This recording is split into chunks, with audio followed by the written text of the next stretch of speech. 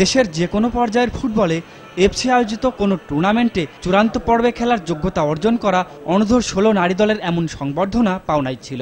ঈদের কারণে একটু দেরিতে আয়োজিত এই সংবর্ধনায় কিশোরী ফুটবলারদের জন্য থাকলো নানা সুসংবাদ। সাইব গ্লোবাল স্পোর্টস, জেমকন গ্রুপ ও পলওয়েলের পক্ষ থেকে 1,25,000 টাকা নগদ বুঝিয়ে দেওয়া হলো প্রত্যেকের হাতে। এমন স্বীকৃতি ভবিষ্যতে আরো ভালো করতে উৎসাহ দেবে বললেন কিশোরী ফুটবলাররা। আমাদের মনোযোগ সবকিছু আমরা ফুটবলের দিকে, আর সেভাবে আমরা প্রস্তুতি নিতেছি যে নেক্সট যে দলদের সাথে খেলা হবে, আর ওরা যেহেতু অনেক শক্তিশালী টিম, সেইভাবে আমরা প্রস্তুতি নিতেছি। সামনে আরো ভালো কিছু করে দেশের জন্য তারপরে এরকম আরো সংবর্ধনা পেতে চাই। নারী ফুটবলের যে সম্ভাবনা তৈরি হয়েছে তা থেকে আরো ফল তুলতে বাফুফের পক্ষ থেকে পরিকল্পনার কথা বললেন কাজী সালাউদ্দিন। ওনাদেরকে মান্থলি একটা অ্যালাউন্স দেওয়া হবে, সো 1 বছর যে থাকবে 1 বছরের একটা অ্যালাউন্সের মধ্যেই থাকবে। আমরা চেষ্টা করবো যেন বেস্ট পসিবল রেজাল্ট হয়।